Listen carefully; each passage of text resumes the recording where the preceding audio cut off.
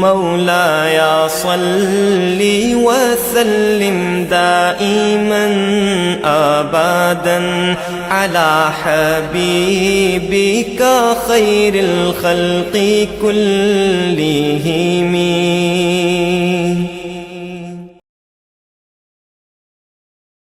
الحمد للہ ذی العزت والعلا وسلام علی محمد النبی المصطفیٰ خاتم الانبیاء بدر الدجا صدر العلا کہف الورا وعلی آلہ واصحابہم بالاحسان والہدا.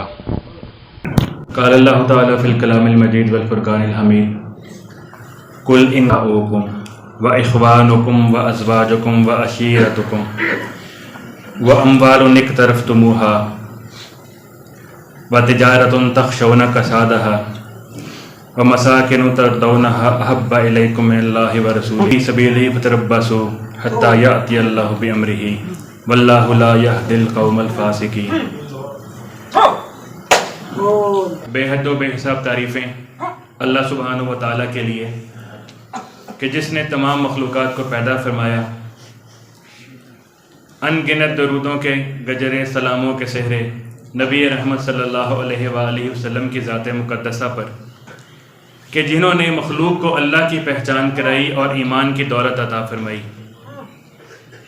لاکھوں سلام ہو رحمت للعالمین صلی اللہ علیہ وآلہ وسلم کے اصحاب ذیشان پر، بالخصوص خلیفہ بلا فصل خلیفۃ الرسول افضل البشر بعد الانبیاء امیر المومنین سیدنا صدیق اکبر رضی اللہ تعالیٰ عنہ پر کہ جنہوں نے نبی اکرم صلی اللہ علیہ وآلہ وسلم کے ساتھ اخلاص، محبت، وفا اور اطاعت کا تعلق ایسا نبھایا اور امت کو نمونہ بن کر دکھا دیا. بے حد و بے حساب رحمتیں برکتیں ہوں ہمارے مشائخ پر، مرشدین کرام پر کہ جو انہی حضرات کی سینے کی دولت کے امین ہیں. اللہ ہمیں ان کا غرض مند، احسان مند، ضرورت مند رکھے. آج کی یہ بزم اسی مبارک ہستی کے تذکرہ کے لیے سجائی گئی ہے کہ جن کی شان میں اللہ سبحانہ و تعالیٰ نے اپنے پاک کلام میں کم از کم 15 سے زیادہ مرتبہ آیات مبارکہ نازل فرمائی. اس سے زیادہ ہو سکتی ہیں، کم ہرگز نہیں. یہ وہ خاص صحابی رسول ہیں کہ جن کے صحابی ہونے کی دلیل قطعی خود اللہ پاک نے اپنے پاک کلام میں بیان فرمائی ہے. سورۃ توبہ میں فرمایا گیا ثانی اثنین اذ ہما فی الغار اذ یقول لصاحبہ لا تحزن.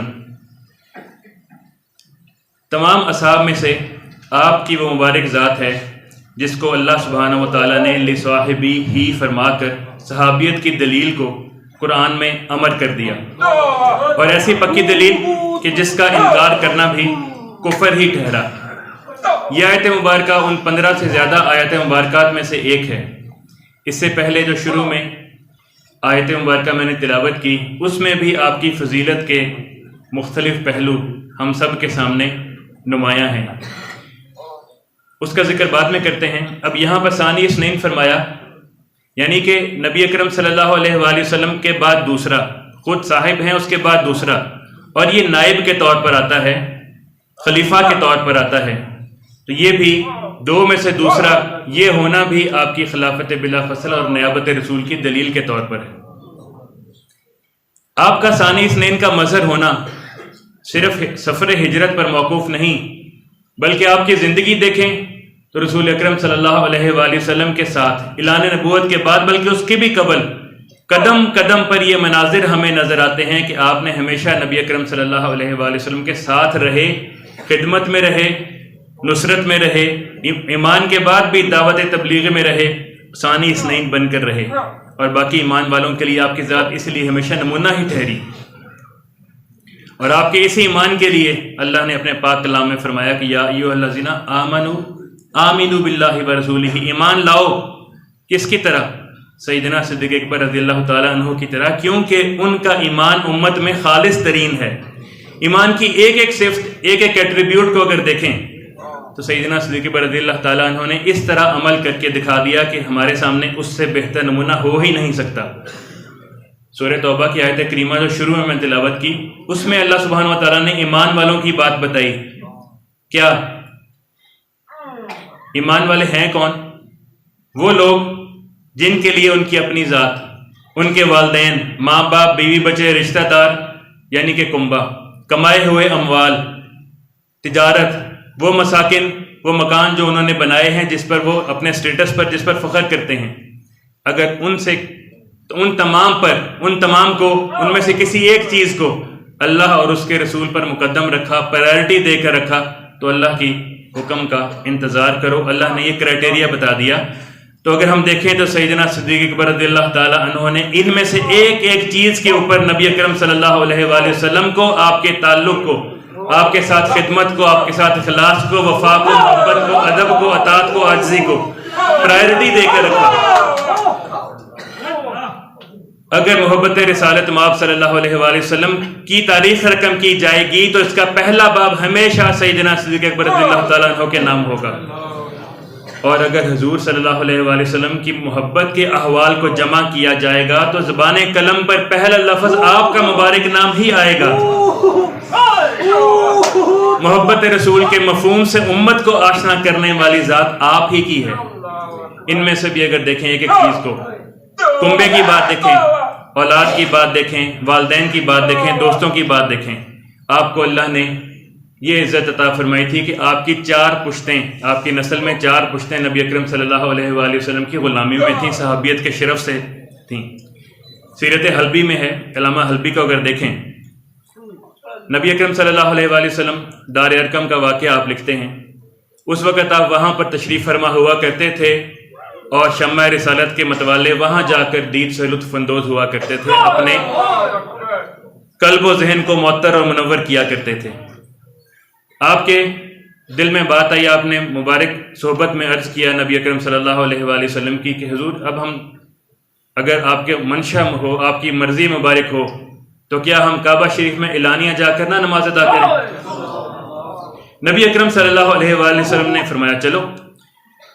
وہاں پر بھی عجیب منظر دیکھا، حضور تشریف فرما ہے اور نبی اکرم صلی اللہ علیہ وآلہ وسلم تشریف فرما ہے اور سیدنا صدیق اکبر رضی اللہ تعالیٰ عنہ آپ کی صفات بیان فرما رہے ہیں، آپ کی عادات شریفہ کا بیان کر رہے ہیں، آپ کی تعلیمات کا ذکر کر رہے ہیں، آپ کے معجزات کا ذکر کر رہے ہیں۔ پہلے مقرر اسلام میں جو محفل اس طرح ہوئی، نبی اس کی صدارت حضور فرما رہے ہیں اور مقرر سیدنا صدیق اکبر رضی اللہ تعالیٰ عنہ ہے۔ سچائی کا تذکرہ، فضیلت رسول کا، صفت رسول کا تذکرہ، مشرکین جمع ہو گئے، توحید کا پیغام ملا، لیکن لوگوں نے وہاں پر واقعہ یہ پیش آیا کہ لوگوں نے سیدنا صدیق اکبر رضی اللہ تعالیٰ عنہ ان کو زود و کوب کیا، اتنا زیادہ زود و کوب کیا کہ آپ تک بے ہوش ہو کر گر گئے۔ اب عرب میں رواج تھا کہ جو خاندان والے ہیں، خاندان اور عصبیت اس کا رواج تھا، وہ ان کی غیرت کی بات تھی۔ خاندان والے اکٹھے ہو گئے گھر میں کہ اب ہم اگر ان کو کچھ ہو گیا تو انتقام لیں گے عتبہ بن ربیہ اور ان لوگوں سے۔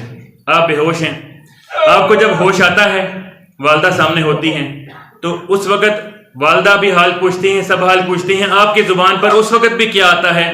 پوچھتے ہیں، نبی اکرم صلی اللہ علیہ وآلہ وسلم کا حال پوچھتے ہیں۔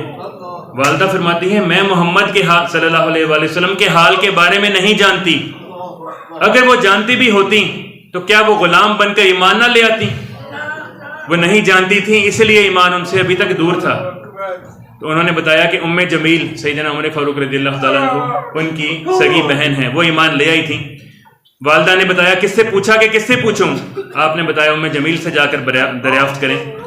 ام جمیل تک بات پہنچی رضی اللہ تعالیٰ عنہا، ایمان لے آئی تھی اس وقت، تو وہ خود آئیں۔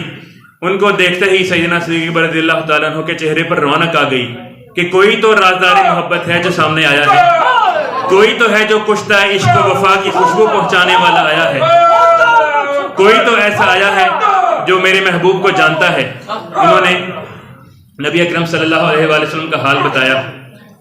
خاندان والے بیٹھے ہیں، سب خاندان بیٹھا ہے کہ ہم اب جا کر انتقام لیتے ہیں، لیکن صدیق اکبر رضی اللہ تعالیٰ عنہ کا دھیان کنبے کی طرف نہیں ہے، دوستوں کی طرف نہیں ہے، ان کا دھیان، ان کا ملان، ان کی سوچ کا محور و مرکز نبی اکرم صلی اللہ علیہ وآلہ وسلم کی ذات ہی ہے۔ آپ فرماتے ہیں کہ مجھے لے جاؤ، کھانے پینے سے انکار کر رہے ہیں، کہتے ہیں کہ پہلے میں جمال جہاں آرا کو دیکھوں گا، کیونکہ ان کا دیدار ہی تمام عالم کا مداوا ہے۔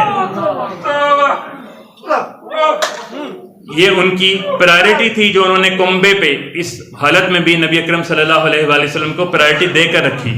اسی طرح دوسرا پہلو اگر دیکھتے ہیں، یہ پہلو بہت زیادہ ہے، اس میں آپ نے اپنے بیٹے غزوہ بدر میں سامنے آئے، بعد کی بات ہے، ان کو بھی فرمایا کہ اس وقت اگر تو میری تلوار کے نیچے آ جاتا تو میں محمد صلی اللہ علیہ وآلہ وسلم کی خاطر پرواہ نہ کرتا کسی رشتے کو۔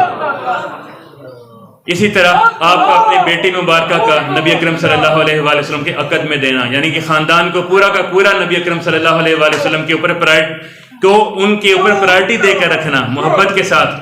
اسی طرح اگلے پہلو کو دیکھیں، مال کو سیدنا عائشہ رضی اللہ تعالیٰ عنہ فرماتی ہیں کہ ان کے پاس 40,000 سے زیادہ دینار تھے، متعدد بار جمع ہوئے، آپ نے متعدد بار ان کو نبی اکرم صلی اللہ علیہ وسلم دیا۔ تبوک کے موقع پر آئے، ہر چیز قربان کر دینا۔ اللہ کو یہ جذبہ محبت اور احسار اس قدر پسند آیا کہ فرشتوں کو لباس پہنا دیا آپ کا اور سلام بھیجا گیا۔ آپ کے اس طرز عمل کو ہم دیکھتے ہیں، یہی بعینہ ہی ہمیں اپنے مرشد کریم میں بھی نظر آتا ہے کہ آپ نے بھی اسی طرح اپنے شیخ کے ساتھ، اپنے مرشد کے ساتھ، استاد رہنما کے ساتھ اسی طرح محبت، اخلاص، اطاعت کی حد کر کے رکھ دی، وفا کر کے رکھ دی۔ میرے لیے اور آپ کے لیے اس میں کیا سبق ملا کہ طبیعت ہماری شریعت پر اس وقت مائل ہوتی ہے جب استاد رہبر رہنما کو ہر چیز کے اوپر پرائرٹی دے کر رکھی جائے اور انہی محبت کے تقاضوں کو اسی طرح نبھایا جائے۔ تو مال کی بات ہو رہی تھی، نبی اکرم صلی اللہ علیہ وآلہ وسلم فرماتے ہیں اسی ضمن ما نفانی مال ابی بکرین، کہ مجھے سیدنا صدیق رضی اللہ عنہ کے مال سے زیادہ مال نے کسی اور مال نے نفع نہیں دیا۔ لیکن آپ کے فرمانے کے بعد، محبوب کل جہاں کی یہ بات فرمانے کے بعد، سیدنا صدیق رضی اللہ تعالیٰ عنہ ان کی عاجزی دیکھیں، خدمت دیکھیں، تابعداری دیکھیں، انہوں نے کیا عرض کرنے لگے؟ وہ عرض کرنے لگے، حضور میں کیا اور میرا مال کیا، یہ سب کچھ ہے ہی آپ کا، حل انا و مالی الا لک یا رسول اللہ صلی اللہ علیہ وآلہ وسلم۔ اسی طرح تبوک کے موقع پر جب بات آئی، اس سے پہلے کبھی حضور فرماتے نہیں تھے، تبوک کے موقع پر بات آئی تو حضور نے خود فرمایا ہے، تو وہ اپنے دل کو کنٹرول میں رکھ ہی نہیں پائے، کیسے روک پاتے؟ سب چیزیں انہوں نے وار کے رکھ دی۔ پوچھا گیا کچھ چھوڑا ہے گھر والوں کے لیے؟ تو وہاں بھی انہوں نے فرمایا کہ ہے، اللہ اور اس کا رسول ہی میرے گھر والوں کے لیے سب سے زیادہ کافی ہے۔ اور اسی ضمن میں جب رب کا سلام آیا اور وہاں سے بات آئی، حل انت راض انی، کیا تم راضی ہو میرے پہ؟ تو وہ بھی اسی طرح اپنے دل کو قابو میں نہ رکھ سکے، بے اختیار پکار اٹھے، چیختے ہوئے مسجد میں کبھی ادھر کبھی ادھر، انا ان رب راضٍ، انا ان رب راضٍ، کہ میں اپنے رب پر راضی ہوں۔ اور جب وہ اللہ پر راضی ہوئے تو مالک نے اپنی رضا کی سند کیسے دے دی؟ قرآن میں فرما دیا سیجنبہ الاتقیٰ کہ یہ جو بھی صدقہ کرتے ہیں، جو بھی قربانی دیتے ہیں، خدمت میں ہوتے ہیں، اطاعت میں ہوتے ہیں، یہ اللہ کے ڈر کی وجہ سے ہوتے ہیں، نبی اکرم صلی اللہ علیہ وآلہ وسلم کی محبت کی وجہ سے ہوتے ہیں۔ کیونکہ کسی نے اعتراض کر دیا تھا کہ انہوں نے بلال رضی اللہ تعالیٰ عنہ ان کو آزاد کروایا ہے، ضرور اس کا ان پر کوئی احسان ہوگا، تو اللہ نے خود اس کا جواب دیا۔ اسی طرح تجارت اور مکانات کی بات کریں، آپ سب سے زیادہ متمول تاجر تھے، لیکن جب ہجرت کی بات آئی آپ نے سب کچھ چھوڑا اور حضور کا ساتھ نبھایا، اور ایسا ساتھ نبھایا کہ سب رشتوں سے بڑھ گئے۔ اور صرف آپ ہی نہیں، آپ کے سب گھر والے، آپ کی اولاد، آپ کے خاندان، آپ کے غلام تک، آپ کا اموال تک دوران ہجرت نبی اکرم صلی اللہ علیہ وآلہ وسلم کی خدمت میں پیش رہے۔ دوران ہجرت ایسے ایسے واقعات نظر آتے ہیں سیدنا صدیق رضی اللہ تعالیٰ عنہ کی خدمت کے، اطاعت کے۔ پوچھا گیا آپ کب سب سے زیادہ خوش ہوئے؟ یہ وہ ذات مبارکہ ہے کہ جس کو اللہ نے سلام بھیجا گیا ہے۔ اس وقت بھی واقعہ طویل ہے، میں صرف اشارتاً عرض کروں گا، اس وقت بھی آپ نے اپنی خدمت رسول اور اس وقت کا جب آپ نے اپنی جان نبی اکرم صلی اللہ علیہ وآلہ وسلم کے لیے خرچ کی تھی اور آپ صلی اللہ علیہ وآلہ وسلم کو راحت پہنچائی تھی، اسی کا ذکر فرمایا کہ جب آپ نے دودھ نوش فرمایا، ٹھنڈا ہوا، اس حالت میں ہجرت میں آپ کے چہرے پر طمانیت آئی۔ اس طمانیت کے انوار سے میرا دل اتنا مسرور ہوا کہ مسرور اس کے علاوہ ہوا ہی نہیں، ہو نہیں سکتا تھا۔ اور ان کا طرز عمل دیکھیں، ان تمام چیزوں کے ساتھ ان کا طرز عمل دیکھیں حضور کے ساتھ، کہ جب کفار ان کے پاس آتے ہیں ان کو ہٹانے کے لیے راستے سے، ان کی مضبوطی دیکھیں۔ کفار پوچھتے ہیں حضور صلی اللہ علیہ وآلہ وسلم کی ذات کے بارے میں، آپ فرمانے لگے سادہ تو نہیں اس بات کا جواب، یہ کوئی عام بات تو نہیں کہ فٹافٹ کر دوں۔